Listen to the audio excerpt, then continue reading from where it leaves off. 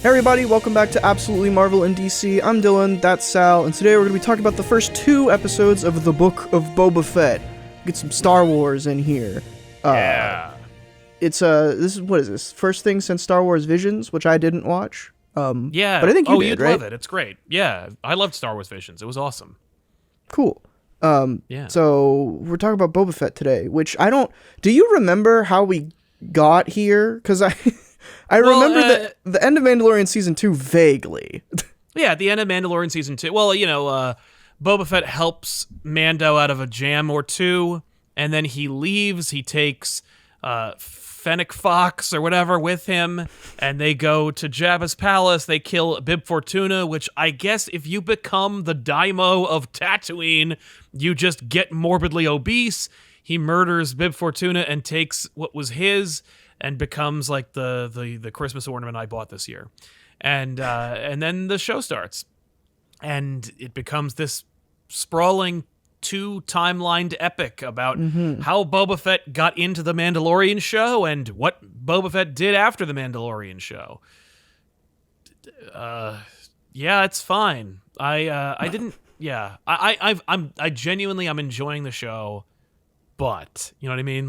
But I already watched 2 seasons of A Mandalorian, and it was awesome. And, it's almost like if this was the Boba Fett show we had gotten, 10 years ago, 20 years ago, everybody would be just, pooping themselves over how awesome this is. But it's like, maybe we don't need Boba Fett anymore. Yeah, it does feel weirdly, and I'm also enjoying it. I'm enjoying, I would say half of it, especially after the second episode. The second episode really turned me around on it, yeah. Yeah, and I think, it is weird because we did get 2 seasons of The Mandalorian, and this does just feel like The Mandalorian light. The characters are less interesting just because, it's Boba Fett, and, he's a character, sure, but, this is a character that we sort of know. And I feel like we knew, and then they're like, "Well, we're showing you that there's actually less." Yeah, and he's Boba Fett as a character. I was thinking about this when watching the second episode. Is he's not really a character in the movies, and they turned him into one in Mandalorian Season 2. And obviously, there's extended universe stuff, but all of that's not canon anymore. So it's all gone. But in this show, he's just sort of what you would expect. It's he's a bounty hunter with a heart of gold. It's that's every character in this universe. Yes. Yeah. So, unless they're just jerks, but otherwise. Yeah, exactly. Yeah. Yeah. But there's a lot to this that I was like, why? And then I remembered it's Jon Favreau, it's, they're working on it, and it's going to take some time, and give them a minute to breathe, because these people have earned my trust. And, totally. But at first glance, it seems like Boba Fett is aimless. He wants to be in charge of Jabba's empire for no good reason whatsoever. Yeah, and I think he's bad at it. He is bad at it. He's refusing to do a lot of the things that it's just do them for a little bit and then make change slowly. I get that. I get the idea of establishing who you are now and being I'm not doing it that. But it's but you are though. You still have a throne. You're still using Jabba's palace. You still want a tribute. You're doing all the things that benefit you. You're not doing any of the difference. And I get that you are Boba Fett. But nobody knows what that means in this universe, because literally nobody knows who you are or cares. Yeah, exactly. We You're do, just because some guy. we've had 30 years of seeing your action figure. But now nobody gives a crap. It just seems really weird. The Sand People stuff is, I thought it was a little tedious in the first episode. The second episode, I'm I was all in. Same. And I think that's weirdly, I think that's what the show is interested in. I think they're straddled with this weird thing where it's, I think a lot of people have this strange perception on media, specifically in superhero and sci-fi realms, where it's if you're not moving forward, if your storytelling isn't new, even if you're telling a story that's in the past and we haven't seen before, if you're not moving forward linearly in time, then it's worthless to me. Why would I watch? Even though Star Wars has an entire trilogy of prequels that are founded on that end up idea. In a place we all knew was going. Yeah, exactly. And it's like, like there is still substance and something to be said about stories that we haven't seen in the past. And I think for a character like Boba Fett, that's extremely important because he's not a character until like a year ago. He needs context because there's nothing to him, Exactly. And then after the prequels, it's like, oh yeah, there's actually less than nothing to him. It used to be that Boba Fett was a mysterious character who really had a problem with Han Solo and was a bounty hunter and he didn't talk a lot. Cool. Then it turned out, oh, actually, you're a clone and you're less important than you ever were before. And it's like, wow. Also, we need to go out of our way to dub over all the other previous incarnations of Boba Fett. Like, congratulations. I get this show. It makes the most. If I were Disney, I would have been like, why are you making a Mandalorian show? Make the Boba Fett show first. Right. But I'm glad we got it because it set a tone and it established creators to be like, I made the Mandalorian. We made this technology. We need to keep going, and you need to trust me. Boba Fett being this new show in this new direction, I'm okay with it. But it's the third show on Tatooine, a planet that's supposed to be so insignificant that they dropped Luke on it. But, I do like Tatooine. I like seeing kind of like the future. Like when we went to the cantina in Mandalorian, I was kind of like, oh my God, we're back in the cantina. And seeing the droids run it and it's empty and garbage, I'm like, oh, that's kind of cool. Like that's a cool like story about this cantina and what happened to it. Even though it's fan servicey and it's just a callback. But I don't know what else there is for Tatooine here, but like it seems like we're just gonna go all in on Tatooine. There's set dressings that I like. Like I liked seeing the Hutts. I was like, wow, look at them go. As much as I don't care for the new canon, Black Kurzan, the evil Wookiee from the comic books. The comics? Uh-huh. Yeah. I knew I had seen him somewhere before. That means that I guess maybe, what's her name? Dr. Afra will be on this show? Yeah. Or I had she'll the be same in this thought. universe? I think maybe the evil 3PO that likes there. torture. Like I want to see that evil black protocol droid being like, He's oh cool my, it's time to torture. Those like characters in that like Darth Vader like side of the comics in the Vader really show. Yeah, the Vader book. But I think that's something that I really wanted to commend. Like after episode 2, I was like, wow, they're really like, because they did it sort of in The Mandalorian, where things were coming up from other media, like in like stuff coming from Clone Wars and stuff, which is like Bo-Katan, both of these shows, the Darksaber, Ahsoka, Ahsoka. Like, oh my God, yeah. There's it's like I would not expect to give praise to Star Wars for taking their expanded universe seriously, but here we are. Yeah, but they did, and they are, and it's cool that they're going all in, like, because, George reluctantly used Coruscant, and that's pretty much it. And Disney was like, well, I mean, the comic books have these, these characters and this thing, like, obviously, we're going to put them in. Like, really? Because their first appearance is a comic book. Right. Not even like a Which book. is crazy. You're gonna talk about like Marvel's shared universe. Like they don't give a shit about anything. Like especially figures, so they don't care at all. But like it's cool. I was surprised that, when those two Hutts showed up, that they weren't like, and this probably wouldn't make sense. I haven't finished Clone Wars, but like they weren't the Hutts from Clone Wars. Oh yeah. Because there's a ton of Hutts in Clone Wars.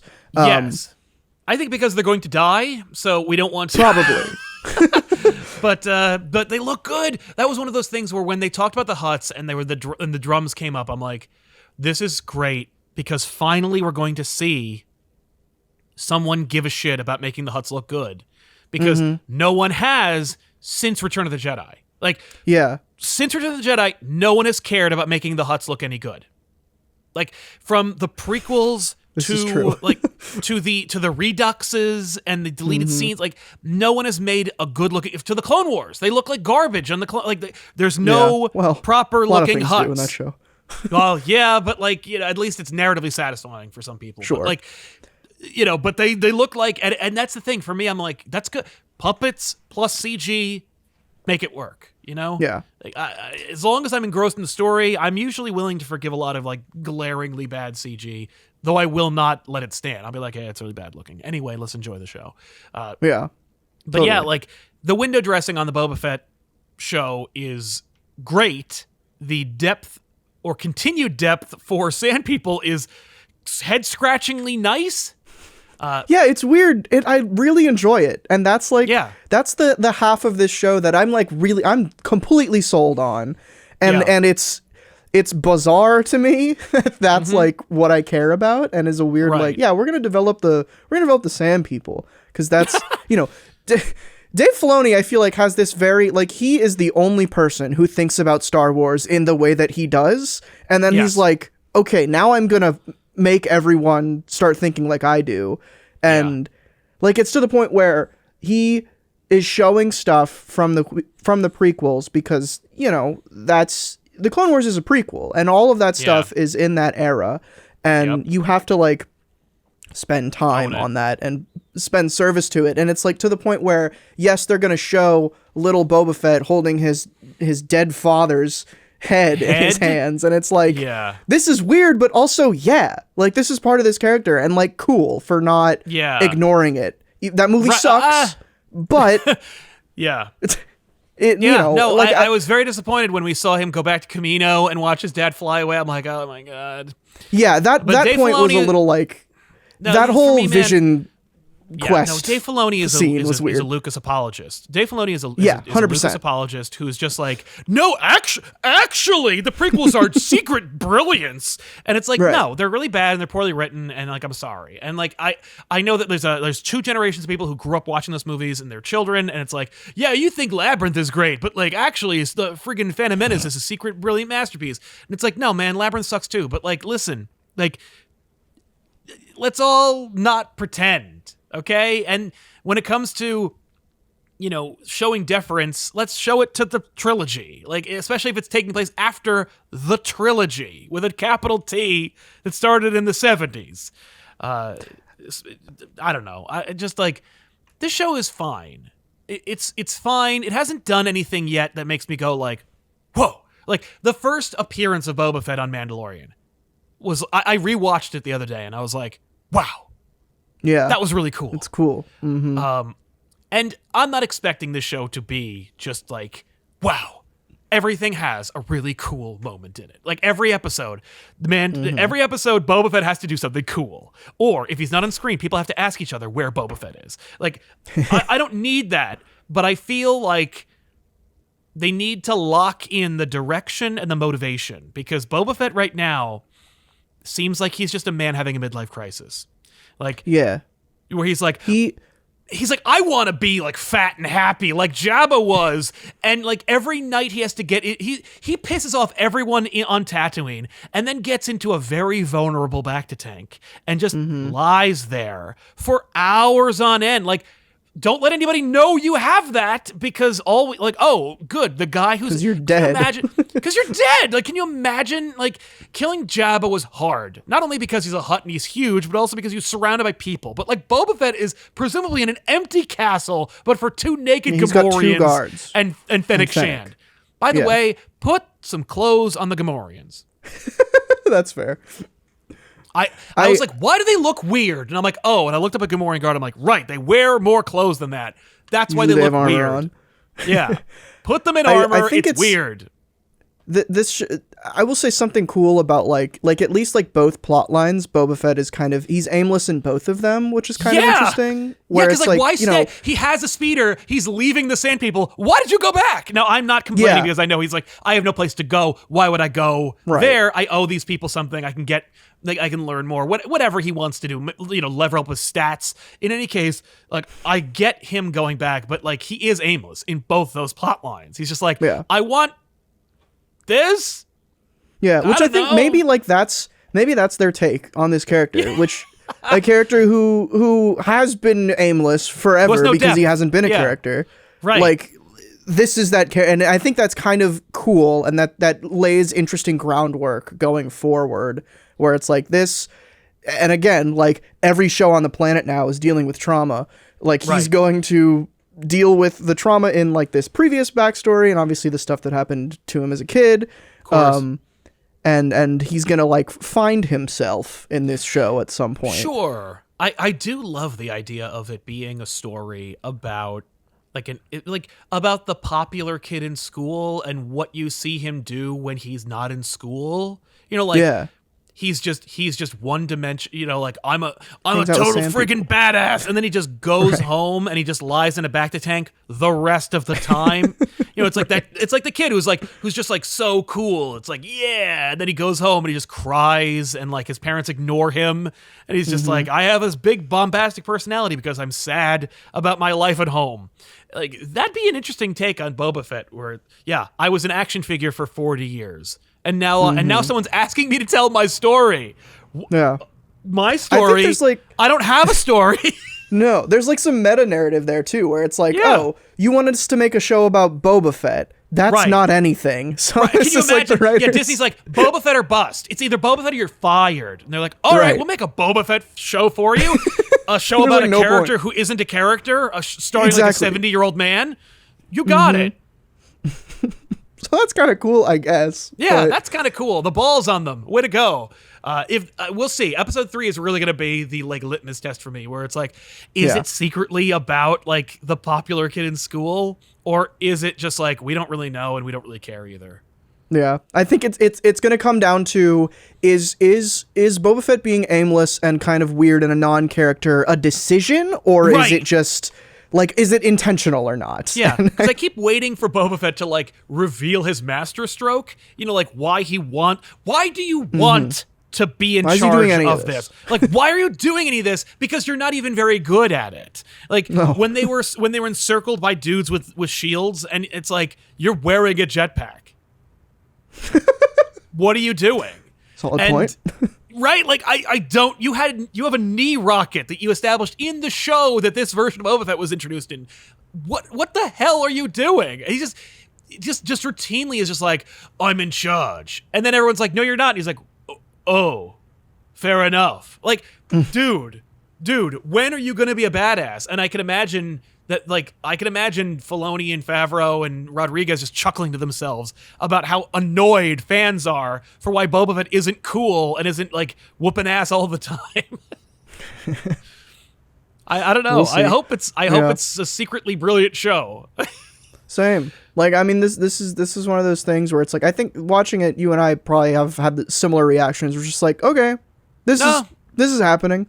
That's literally it. Just like, oh, okay. I did like episode 2. I was like, yeah. Like episode 2, I was glad that it kept going. Like, there were scenes where I'm like, oh, I hope it's not over, and then it wasn't. I'm like, all right.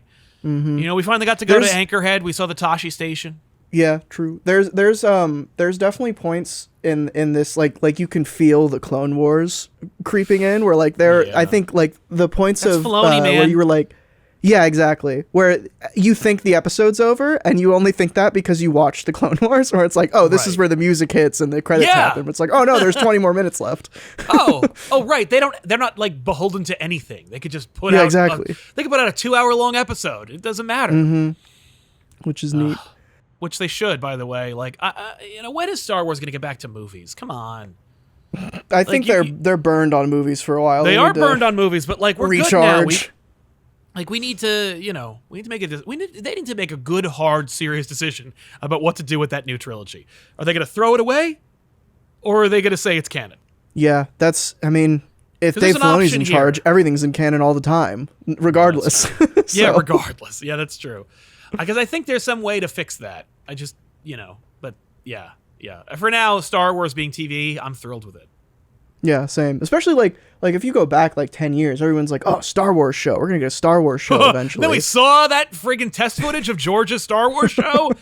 And I was like, what? This sucks. It looked really good, kind of, for the time. You know what I'm talking about? Like that CG show? I haven't seen that, no. Oh, man. I know what you're talking. I haven't seen that footage, though. I didn't know that existed. Pretty neat. It's cool because it's like this relic that exists. But like, I remember when George was like, no, I'm making a live-action Star Wars show. It's going to be like about drama and stuff. And I'm like, no. No, you're not. You're not capable of making a story about characters. No. Anyway, we're off topic now. Yeah. Book of Boba Fett. It's Book fine. of Boba Fett. What's the book? Yeah, I think it's like a biblical thing where it's like he's going through like a rebirth, whatever. I think there'll be a book at the end. Yeah, okay, fair enough. Anyway, stay tuned. Maybe there will be. I'm Dylan Watch out for that Metzel. book. Thanks for watching Absolutely Marvel and DC. Check y'all next time.